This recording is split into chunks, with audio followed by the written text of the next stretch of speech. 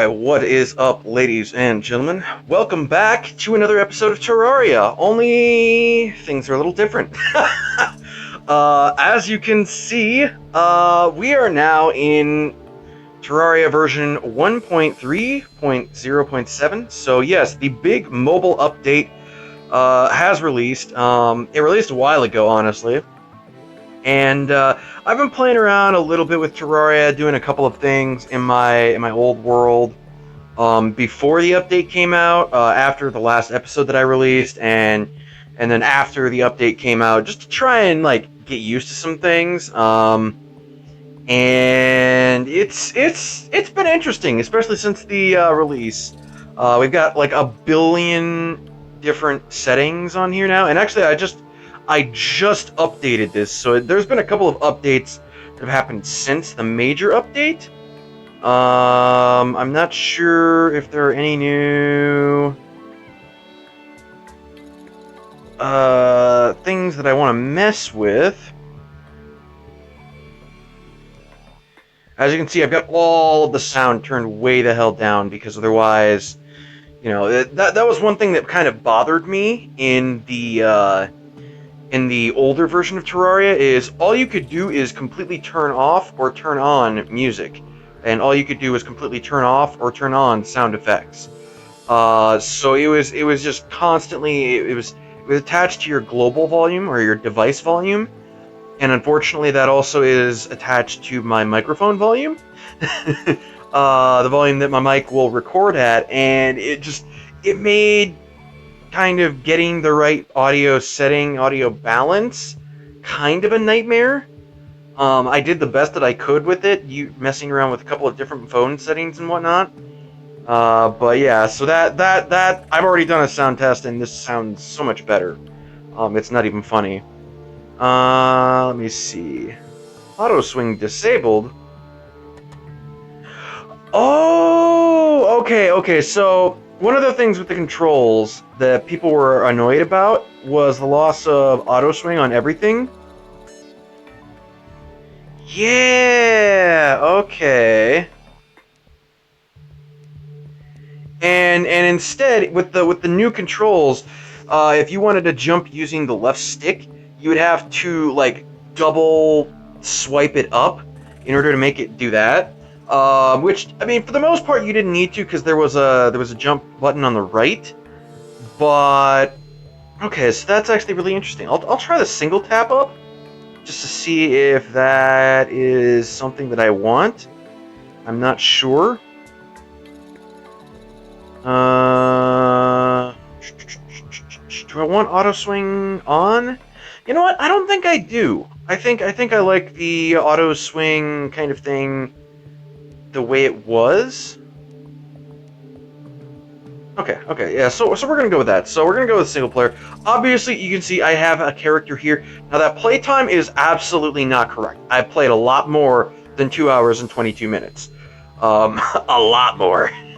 I'm not sure why it doesn't quite track correctly, but as you can see, I've only got 100 HP, 20 MP. I really haven't done a whole lot. I was just kind of messing around, doing some digging, and trying to, you know, figure out the new controls and whatnot. You'll also notice that my old character, Flawless Fox, is gone. That is because of a couple of different reasons. The first, I verified before the update with some of the staff members on the Discord that who talk to the devs, or either are devs or staff with 505 Games or whatever. They confirmed for me that yes, your old character would carry over. However, there would be some content in the new update that your old character wouldn't be able to do, because your old character has data limitations or something on it that would carry over. So if you really wanted to do everything, you still had to make a new character, but you could use your old character, and your old worlds would be there, all of your items would be there and whatnot. And I was like, okay, cool, so I'll kind of start with my old stuff and just play around and see how things are different. And I did that, but I found that there were a couple of problems. Mainly, I had 2 Flawless Foxes on this list, and I think it's because I had a local save, which is on the phone's memory, and then a cloud save, which was in the cloud, and the cloud save kind of mucked everything up. I found that every time I went out of the game, went back in, and tried to load my character, he would have all the same items that he had when he started, when I last loaded him up. So basically, I was using him to I unintentionally, I guess, I was using him to duplicate items. It became pretty clear pretty quickly that obviously something was mucked up there, something was glitched or not working properly. So I just deleted him. I deleted my old world. I created Fox, and I created a new world as well, Radiant Darkness, on the day that the update came out, which was August 27th. At least for me here in the US. Now, I've also made another world yesterday, Dire Morales, which is named after one of my favorite monsters in Monster Hunter, if you didn't know. And I have not yet loaded that up. That's the world that we're going to be playing for the playthrough. So yeah, I'm just going to go ahead and make a new character real quick. We're going to call it Flawless Fox, because that is who I am. And softcore, medium core, drop items on death, hardcore. I'm definitely not doing hardcore because the game is. I'm still far from a veteran when it comes to this. But medium core could be interesting. It could be a lot more interesting. I don't know. I don't know if I want to do that just yet. I haven't even gotten to hard mode yet. Like, I still have not yet gotten to hard mode. And I'm gonna have to redo everything that I've done. So I guess we'll keep it on softcore. And what are these? Oh, these are the clothing options. Okay. You know what? I kind of like that trench coat thing. And then yeah, there's all kinds of like hair options I could use. I really don't know what I want. That almost reminds me of Vegeta. Almost. I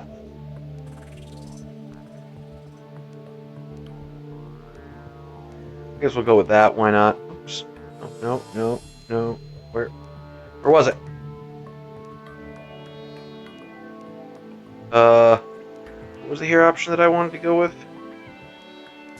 You know what? Screw it. We'll just go with that. And then colors. I'm kind of a fan of green hair or blue hair. Let's turn up the saturation just a little bit.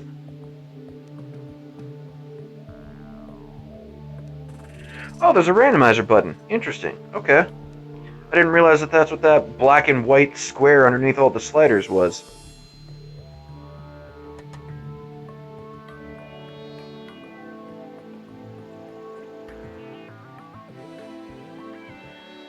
Yeah, dark. Well, maybe not that dark. Something like that. Yeah, sure, that works. Green eyes. Yeah, I'm fine with green eyes. Let's darken them up ever so slightly, though. And this is my skin color, and I'm a white boy, so we're gonna have a little bit of white. Now then, this be the color of my trench coat?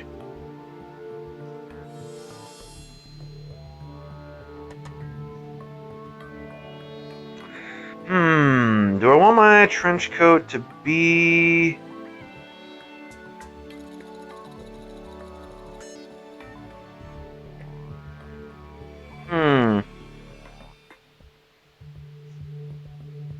Trying to make it a little more orangey. That's almost a little too pale orange. You know what? That's fine. That's fine with me. Yeah, sure. Why not? Blue. I kind of want to make it green to kind of match my eyes a little bit. Sure, that works for me. I think a similar thing with the pants would work well. And I kind of like the shoes. That works for me. So, alright, cool. We've got our character, Flawless Fox. And I'm just going to favorite him real quick. And unfavorite my old character. So, the basic idea here is I'm going to be posting this episode as, like, episode 0. Like, the beginnings of the second season, because we're entirely starting over. However, this is September 10th as of me recording this, so my internet still is not fixed. The debt, yes. The debt. The date is set for when I'm going to get my new internet installed. Unfortunately, it's a little later than I would have liked. It's not going to happen until October 16th, which means I probably won't start really recording and posting this series in earnest until probably a couple of days after that, maybe even a week after that. So the later part of October. I will probably record a couple of episodes before then, just because I'll want to play. Because, man, this is fun. Now, I'm going to go ahead and very quickly just show you the options for making a new world, even though I already did this. When I opened up my, when I opened Terraria after the major update, after I had downloaded that and installed it and everything, and I looked at my old world, which was called Azure Darkness, I found that it was labeled as a small world. Now, when I made it in the older version, there were two settings for world creation. One was small and one was expanded. And I chose expanded, so it was the larger of the two options. So it was basically as small as you could make it. So the world that I have made now is even bigger than my previous world. So there's going to be more exploration, more tunnel digging, and all of that. So I considered making a large world, just because, like, oh my god, I could have so many things. There could be, so much to explore. It would be so amazing.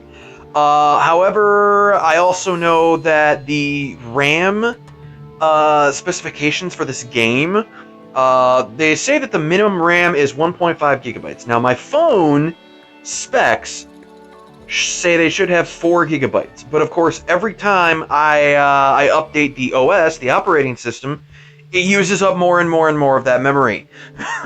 So I have found that now, currently, with the current OS, which I don't know what the hell version it's on, but I now, at max, even when I reset and I get rid of all the background programs, all the running programs besides the OS, I only have like 1.8 gigabytes of RAM. So I am barely above the recommended RAM, or the necessary RAM to run the game. Now, I've tried on a medium world recording and everything. I've already done sound testing, recording testing, all that, and the game runs pretty okay. There can be some laggy hiccups here and there, but other than that, it runs fairly smoothly on a medium world.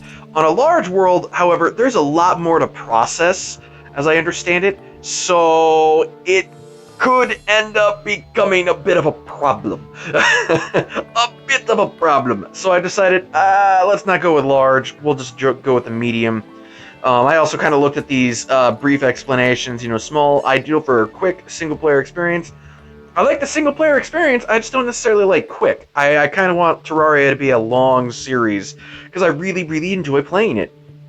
Medium, this one's bigger and better for prolonged exploration, or bringing a friend. I like prolonged exploration, that's fun. Large, supersized for long-term progression and multiple players. And I was just like, maybe not. And then the difference between normal and expert, normal, your journey begins. It's the standard Terraria experience. Expert is far greater difficulty and loot. So as I understand it, expert, monsters have double the HP, they do double the damage, and there are items that cannot be found anywhere other than expert mode, and also the drop rates of rare items get significantly boosted in an expert mode world. However, I'm not going to do any of that. So anyways, we're going to go ahead and get this started, and for the rest of this episode, I'm going to let Future Fox take over, because this is kind of a boring part, and I want to explain some other things, but at the same time, I do somewhat need to kind of concentrate on what I'm doing, on what I'm trying to set up here at the beginning, and it might be a little disorienting if I'm trying to go back and forth between explaining what I'm trying to accomplish this season and how I'm trying to set things up. So, Future Fox, take it away. Alright, thank you, Past Fox. So, yeah. The first thing you're going to notice is I am double timing this, because we're basically just starting out here, brand new, brand fresh, just doing what newbies do in Terraria, and that's cut down trees. So nothing super exciting or interesting. I did briefly try out the jump there with the left stick, and it's okay. But later on, you will see that I end up going through the settings, just disabling that, or I think I did anyway. So yeah, what am I trying to accomplish this season? Obviously, I'm trying to accomplish everything that I accomplished last season, which is, I wanna do a lot of exploring. I want to get a bunch of ores so I can get my various armors and whatnot, and I'm gonna fight all of the bosses that I fought before, with the small exception of the Crimson boss, Brain of Cthulhu, because this world does not have Crimson. It actually has the normal corruption, and you could tell that when you looked at the world generation, or rather, when I selected the world, on the left there was a picture of a tree, and the right side of the tree is normal green.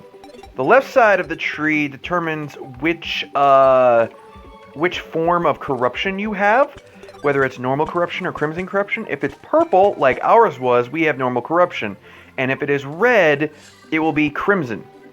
So, I was kind of thinking, do I want to just make it crimson again because I kind of already know what to expect there, or do I want to, kind of change that up and do the normal corruption instead of the crimson? And I ended up deciding, you know what? I'll just do the normal corruption. I was also kind of lazy because honestly, I've made a couple of worlds in an attempt to get the Crimson. None of them have spawned, or none of them have generated Crimson yet. And unfortunately, fortunately, unfortunately, I don't know. As a side effect, I guess I should say, that's the proper term. As a side effect of how the new world generation works, as opposed to the old version of mobile Terraria, it's not new by any means to PC players. It takes significantly longer to generate a world, particularly a medium or large world. The small world takes about the same amount of time, I'm pretty sure, but the medium world, it takes a little while. It can take anywhere from like 5 to 10 minutes to actually generate the entire world. So, I mean, I really didn't want to spend like 5 hours trying to get a world with Crimson. So we will be fighting the Eye of Cthulhu, of course. I think that's generally everybody's first boss that they fight and beat. And then after that, we are going to go ahead and be fighting the corruption boss, which is the... God, what is he called? World Eater? That might just be my Monster Hunter memories kicking in. I don't know. I don't remember what his name is. I do know that he is a big giant worm. But other than that, I really don't remember what his name is. Now, right now, I'm just making a rudimentary shelter for me to be in so that, night doesn't absolutely annihilate me, because the sword that they start you off with in the game, the copper short sword, I believe it is, it's garbage. It's complete trash. I think I actually tried to use it out here a little bit because there's a pinky up there. If not right now, then very shortly. And like pinky is so small that the copper sword doesn't even like hit him. It legitimately can't hit him. But yeah, I'm just setting up really basic storage, a workbench, some lights, putting down a campfire, which, well, I was trying to. Yeah, here's where I tried to kill or tried to fight Pinky, and I'm like, oh right, that sword can't do jack diddly squat for me. Okay. Put down a campfire, so I'm like, alright, if I'm at home, I'll regenerate life faster and whatnot. But yeah, we're gonna fight all the bosses that we can, and this time, guys, we are getting to hard mode. I am going to swear we are getting to hard mode. because that's basically new content for me. I've not done anything in hard mode. Now, one thing I am going to say is that right now you're watching me use this really crappy pickaxe to, you know, kind of deal with digging out this rudimentary home, as well as this copper axe to cut down trees. And it's kind of not really fun for me, and I don't think it's necessarily fun for a lot of other people either, because it's like, okay, yeah, you're starting over, we understand that and everything, but like, why should we? I mean, because the beginning of the game, it's slow going, mainly just because your tools suck, right? Because otherwise, it wouldn't take nearly as long to cut down trees, and it wouldn't take nearly as long to dig the tunnels and find all of the things, right? And I understand why it does this, because you have to explore to find the ores to make your tools, so that you can actually do some things, and then you have to fight the bosses in order to get the materials to get the next level of tools. Specifically, like for the Crimson, you had to fight the Eye of Cthulhu in order to get the Crimson bars or whatever, Crimtane, I think it was. And you had to use that to get your pickaxe so that you could actually mine through the Crimson, or the Corruption, you know, either way. And it was, it was a thing where, like, I had to do that before I could get through the Crimson. And it's just like, you know, I couldn't break those bars unless I used a shitload of bombs, which isn't really an ideal way to do it early on in the game. It's not, but you could do it if you really, really wanted to. So I think what I'm gonna go ahead and do, guys, is, just for the sake of not having this playthrough take absolutely forever, I think what I'm gonna go ahead and do is I'm gonna bring over some items from my previous world. Now, I mentioned earlier, I deleted my previous world and my previous character. Yes, I absolutely did do that. However, before I did that, I may have taken a couple of items, a couple of, like, must-have items, in my opinion, and I kind of deposited them in the other world that I created, Alright, sorry for the brief cut there. I got a phone call, and it came, my ringtone came through in the recording, and I was like, now I gotta get rid of that. Anyways, as I was saying, so before I deleted my other stuff, I went ahead and deposited a couple of, pretty important items into a rudimentary home, much like this, in my other world, and I've been using those on my other character, Fox. Now, you might be wondering what those are. The first thing I went ahead and deposited were my digging tools, and I had two digging tools. I was comparing a strong Drax, which you might be wondering how the hell I got that. I got really lucky getting that off camera. I found a shadow chest, and I had a shadow key, and I opened it up, and boop, there was a Drax for me. If you don't know what a Drax is, it is a drill axe. So it is a drill, and it mines really quick. It'll go through stone and a whole bunch of other stuff really, really quick. And it will also go through trees as well, which is the axe portion, I guess. However, the downside of it is that it can be kind of noisy. So the other tool that I was using was also the Ravager Shark, which I got by fishing, which I started to do a little bit of fishing. I know I never did that on camera in my other world, but it's kind of a boring thing, to be perfectly honest. I was Literally, what I was doing for fishing is I was mostly just tapping buttons while I watched YouTube videos on my TV.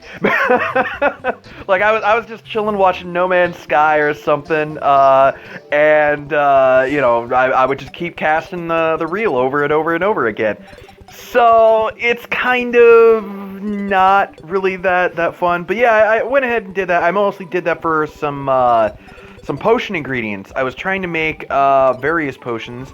I was experimenting with them. I found some recipes online for the wiki, and I saw there was like there was a recipe for an invisibility potion, and I was like, oh God, I need that, because I was trying to set up for dealing with the wall of flesh down in hell, and I was constantly being interrupted by hellbats and demons and imps and just, oh my God, so many things.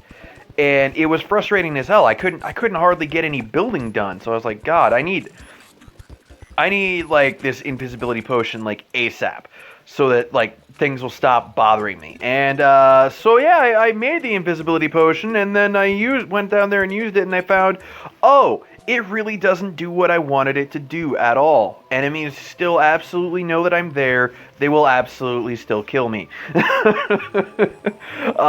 eventually I was like, alright, I just googled Terraria, how to lower enemy spawn rate, and one of the only ways that I found that I could actually do anything with, which was calming potions, and I needed a specific fish for that, so I had to start fishing in order to do that. So that's how I ended up with the Ravager Shark, which is, I guess, the best pickaxe that you can get in the game pre-hard mode. And I like it. It's not as fast as the drill axe, but I don't think any pickaxe actually is going to be as fast. At least not like unless you have a really late game one. But the benefit of it is that it's not ridiculously loud. Now, that was only a problem in the older version of Mobile Terraria, because again, now I can actually, you know, mess with the sound settings of the game and all of that, but I may still bring it in just because variety, I guess. I don't know. We'll have to see. We will have to see. So anyways, I hope you guys don't mind. I'm going to be bringing in the drill axe after this is done. And then I am also going to be bringing in the molten axe, was it? The molten ham axe? The meteor ham axe? I can't remember which one I had. Anyway, it's a hammer and an axe in one. And really, I don't need the axe version, or the axe portion of it, because it's basically, you know, the drill axe already covers the axe. But basically, it's just a way to hammer out walls really, really fast, because you were seeing earlier, you know, I was using the wooden hammer to try and get rid of walls, and oh my God, it was taking forever. And I'm not about that, you know. It's just like I don't want to slow the game, or I don't want to, you know, have early game take forever just because my tools suck. Like I'm beyond caring about, you know, whether or not my whether or not I'm following exactly how I'm supposed to go in the game, because I already know what to expect at this point. Like I already understand, you know, the basics ideas of how dealing with the corruption and all of that. So it's just kind of like I don't feel like I should have to, you know, slow myself down just to abide by that simple rule. And I'm not going to do anything crazy with any of it, you know. It's just I like to make tunnels. I like to even out the world. I'm going to do basically what I did last time. I'm going to flatten out the entire world so it is level with where my home is. And where I built that little tiny, like, you know, cave home, that's not going to be my actual home. I was just trying to, you know, kind of make an even level, and, you know, we'll see where I end up deciding to put my home. So here, we're basically just doing some of the startup exploration that is necessary.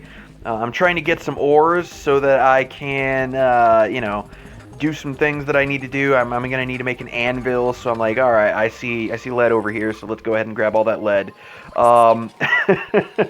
And so yeah, I'm just trying to figure out where stuff is. Where is my corruption zone? Where's the winter and the desert and the jungle biomes and all of that, and all of that. And actually getting all of this boreal wood proved to be pretty important as well. As you'll see a little bit later. I didn't realize I was making I made a wooden broadsword just because the way it swings allows it to attack way better than that copper short sword.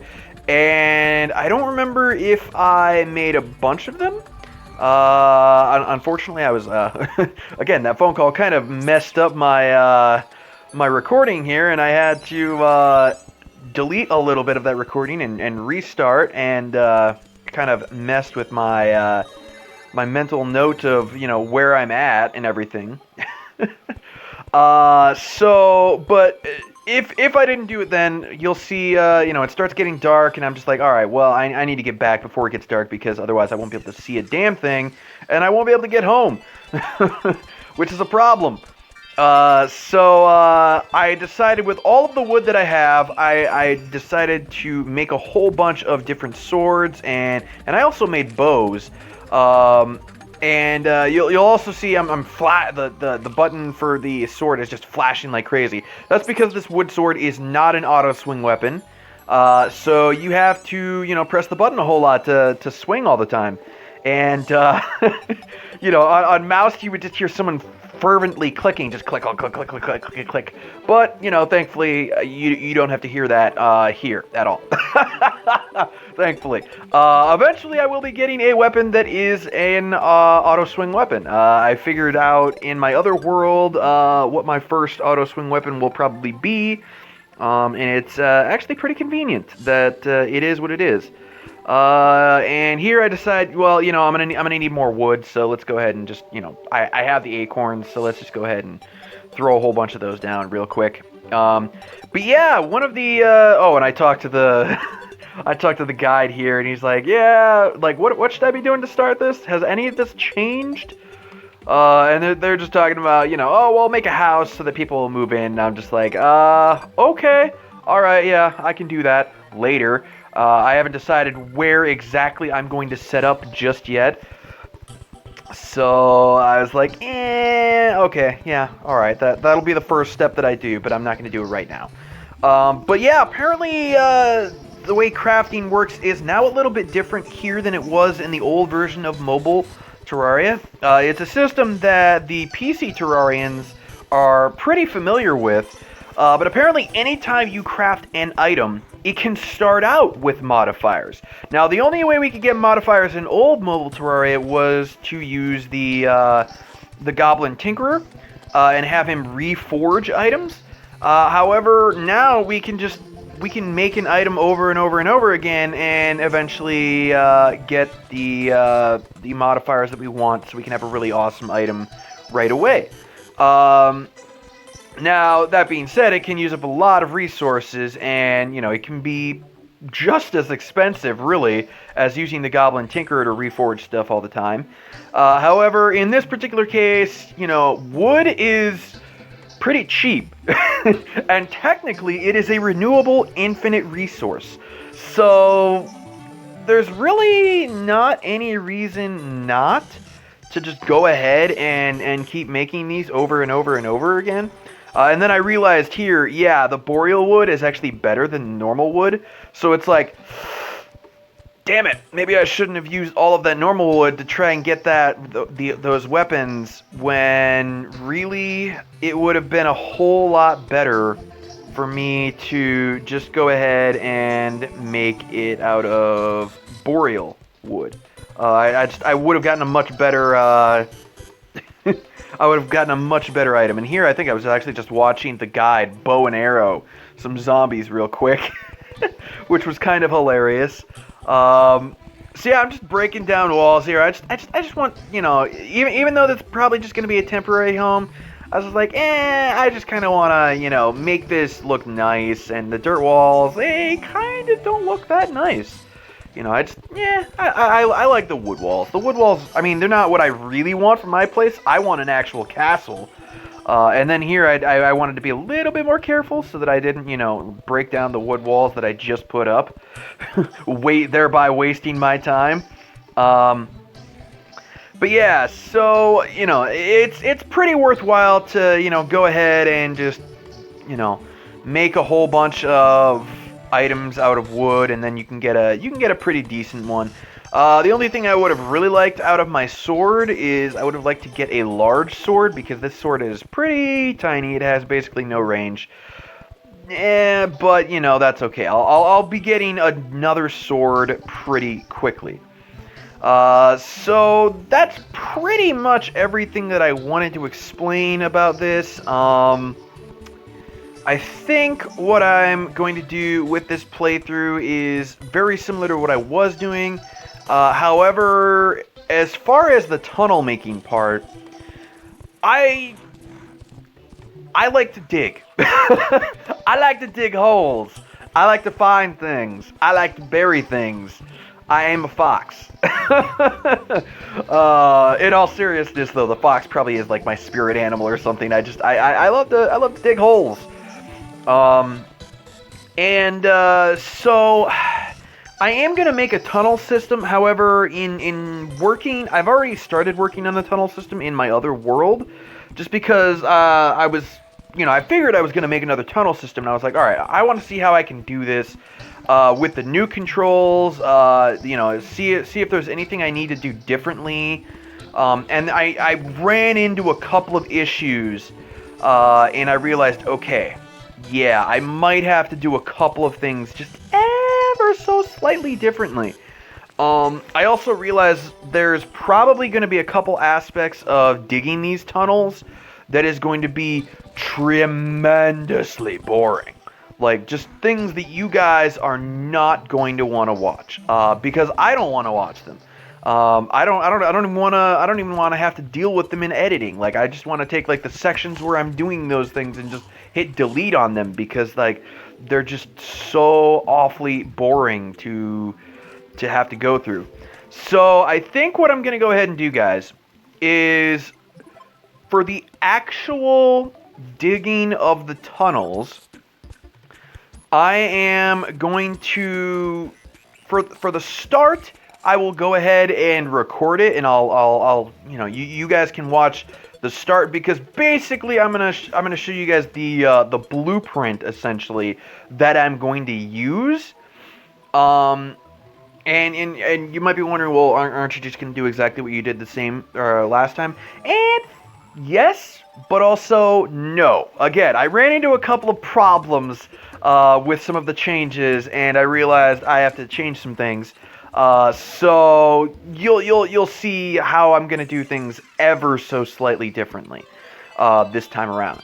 However, when it comes to actually spending the 1 hour to dig from one side of the map to the other on just one single tunnel, that I'm probably just gonna go ahead and cut out, because nobody cares about it. just nobody cares. Nobody wants to watch me dig a hole from one side of the map to the other for no reason other than just so I have a nice convenient hole, nice convenient tunnel to go from one side of the map to the other. But yeah, maybe I'm more than a little OCD about things like that, but it's how I want to play the game. So yeah, I'm gonna do it anyway.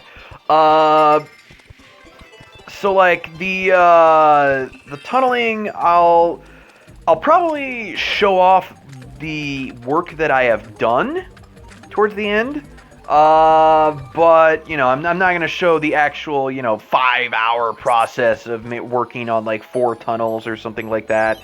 That's just kind of meh. However, beyond that, there were a couple of other things that I have found in doing some stuff off screen in between the last episode that I recorded for season 1 and recording this season. And what I have found, well, in addition to the fact that I love target lock on there for bows, that makes my life a million times easier. Because aiming on mobile is ass.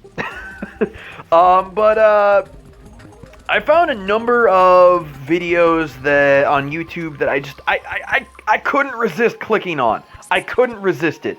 And there were basically things like, you know, a list of like 5 things that you want to do before hard mode.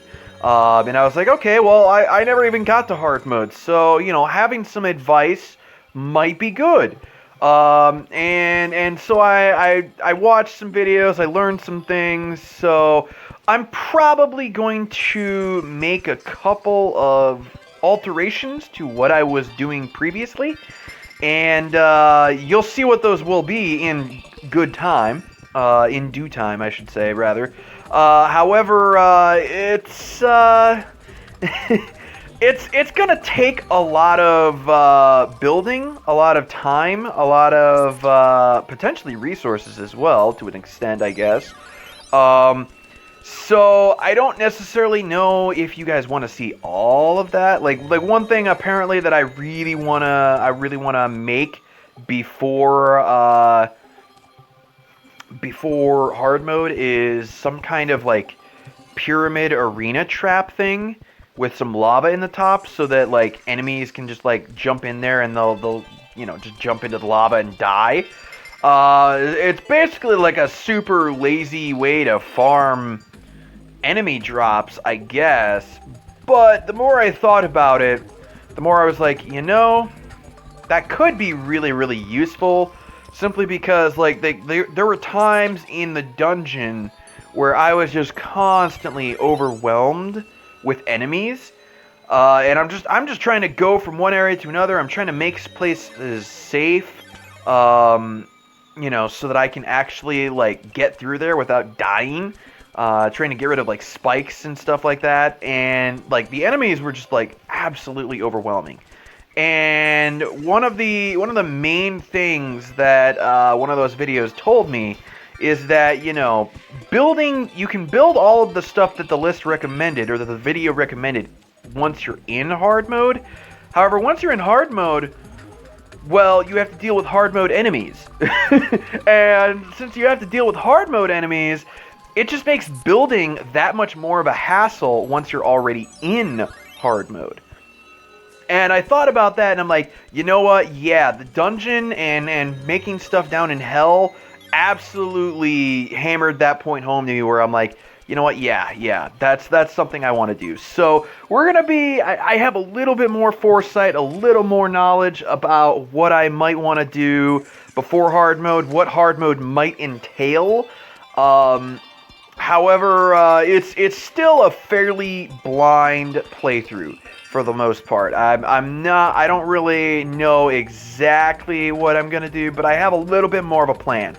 But I mean, you know, that's kind of I feel like that's natural. You know, if you've played Terraria a little bit, you know, your second time you play through, even if you didn't, you know, complete and get to hard mode, you know, on your previous one, second time you go through, you kind of have a better idea of what you're doing, and you realize, oh, I want to set this up way sooner, and I want to set up this thing because I'm going to encounter this problem later, and I didn't know how to deal with it then, but now I kind of do. So, you know, there's gonna be changes. So, anyways, we're kind of winding down here. I know this has been a super long episode, but that's kind of why I wanted to, you know,